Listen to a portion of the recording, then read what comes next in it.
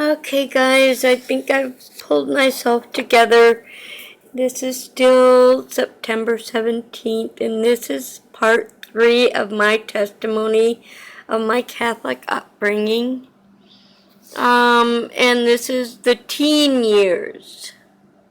During my teen years, my young teen years, I was living in Oakdale, Minnesota with my family.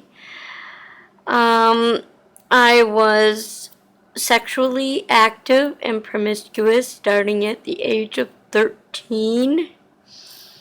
Um, and, um,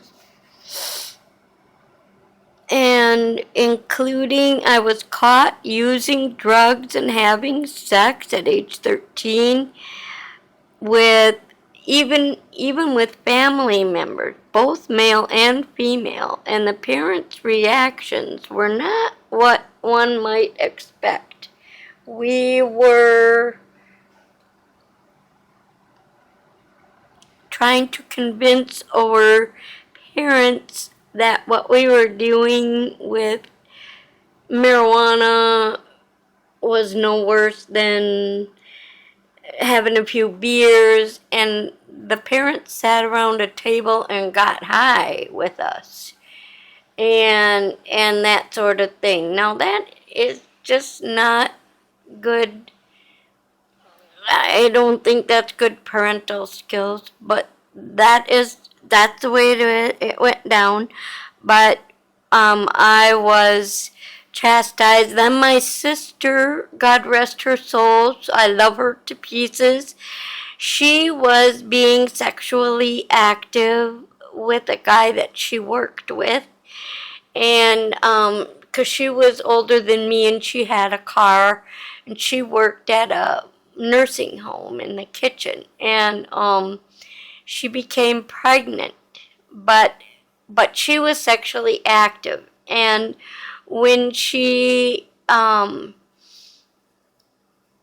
would have him over, when we would go to our family cabin, myself, my brother, my mom and dad, we would go away for the weekend to the cabin, and my sister Colleen was at home by herself, and she would have Kevin over and they would have sex, but they would do it on my bed. And I got in trouble for it. My mom and dad grounded me for it. It wasn't me, but because my sister was what people might call goody two shoes, and she was very, very intelligent and book smart and obeyed my mom and dad. She wasn't a rebel. I was. She wasn't outspoken. I was. So, it just made sense to my parents that it was me that was leaving these sperm trails on the bed linens that my mom would find, and then I would get in trouble for it. And it wasn't me. I was having sex, yes, but I wasn't having sex in my house. I was having sex in fields and outside and all that kind of garbage. But anyway, that was so. After my sister, my parents told my sister, they sent her to Seton Center, and she was all set to give her baby up for adoption. And at the last minute, she decided to keep her baby. She had named her baby Heather, but then when she decided to keep the baby, she named her baby April. And my parents said, if you're going to do this, this is your responsibility, not ours. We raised our kids. You're on your own. And she said, that's okay. I want to keep my baby. And so then she went to live in the McDonough housing projects with my niece, April. And she met a man who just fell in love with her, and they got married, and they lived happily ever after until my sister died. Okay, so, but, anyway, so back to this, after, when I was going to school in Oakdale at Tartan, and I was getting into more and more trouble and being more and more promiscuous and more rebellious and so forth. And my dad said, "That's it, we're getting her out of here." And they sold the house, and we moved to our cabin in Webb Lake, Wisconsin, small town. Nobody around for miles. I couldn't get in trouble. That sort of thing. Ha! I sure could. Next door neighbors had 2 sons, and I got involved with both of them. The neighbors were also Catholic, and they also were very avid followers of Billy Graham, who now, I didn't know it back then, but now I know that he was involved heavily with the Freemasons and the Illuminati and the elite, and so twisted. And the neighbors, as I said, were Catholic, and I used to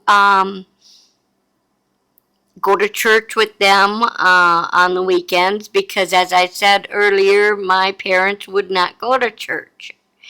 And so anyway, but I was sexually experimenting and, touchy-feely stuff with these boys, oftentimes under blankets in the living room while watching TV, while their mom was in the room in a chair across the room knitting. She was right there. Now, back then, we thought we were pulling the wool over her eyes, and she didn't know what was going on underneath the blanket. But come on, people. She had to have known. I mean, now, at this time in my life, she had to have known, and she said nothing.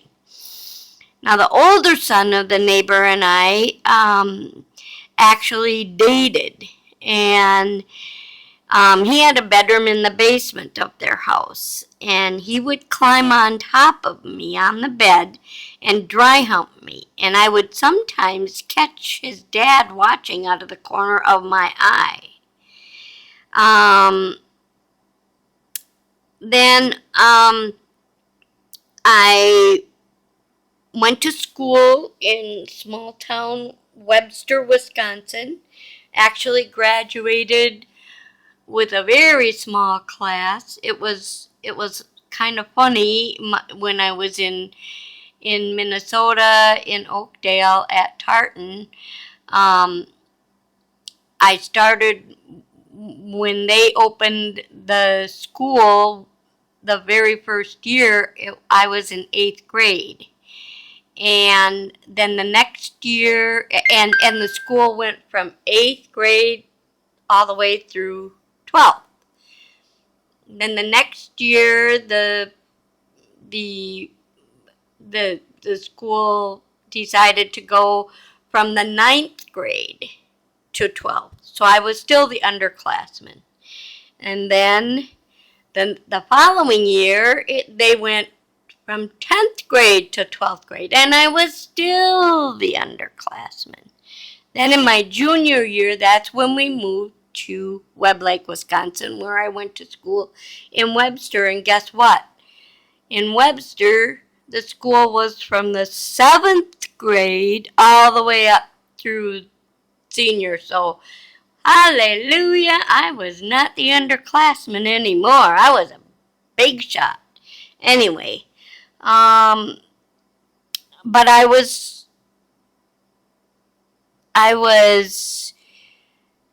city girl thrown into the rural lifestyle, and I was sexually active, but I didn't know if that kind of stuff went on there in, hayseed people. Sorry, but that's what I thought. And I found out, oh boy, oh golly, it sure does go on there. They did a lot of drinking and partying and hay rides and sleigh rides and oh boy, oh golly jolly. So I got involved with all of that. Had a very, very, very dear friend named Cindy. We went to a movie. Now, anytime you live in a rural community, wherever you need to go, whether it be to a doctor or a movie theater or a town where anything was happening, you had to drive a distance. And so we drove to Spooner, Wisconsin, to see um, the movie The Exorcist. Now, we watched this movie, and my friend was laughing the entire time. She thought it was hilarious. She was not at all, she was so brave. She was always so brave. I, on the other hand, was shaking in my boots. I was scared poopless. And so on the way home, I was seeing it looked like the tree branches were reaching out to grab me, and oh my goodness gracious, I got home. I was having I tried to go to sleep, and I had horrible nightmares. My bed was actually shaking and whatnot. And I prayed to Jesus. I prayed to Jesus. Jesus, please save me, save me. And I felt him actually embrace me. My bed stopped shaking. I decided the next day I went to church. I got a bottle of holy water at the Catholic Church, which now I know the holy water is, not biblical. But then I thought it was a comfort. And I started to go to prayer meetings. I became a born again Christian.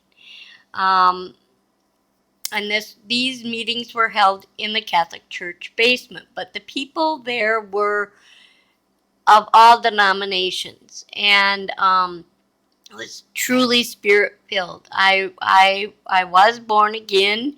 I received the gift of tongues. I participated in laying on of hands to the sick. It was just, I was so blessed. It was an amazing time in my life. I just was on fire for the Lord and couldn't contain my joy, and I would break out in hymn songs and just be and reading my Bible and just loving it and loving the Lord. And my dad, who was my hero, um, admonished me. He told me to stop being a Jesus freak and stop doing that. And he just over and over and over again just squelched it and pushed it down and pushed it down. And slowly but surely I pulled away from the church. I stopped doing what I was doing because I was obedient to my father. I honored him. This was what he wanted, and so I did it. I pulled away from it. And then I met a divorced father of two and started a long distance relationship with him. I ended up pregnant, and he told me that either I married him or I get an abortion. I was absolutely against abortion. I believed then, as I do now, that it is worse than murder.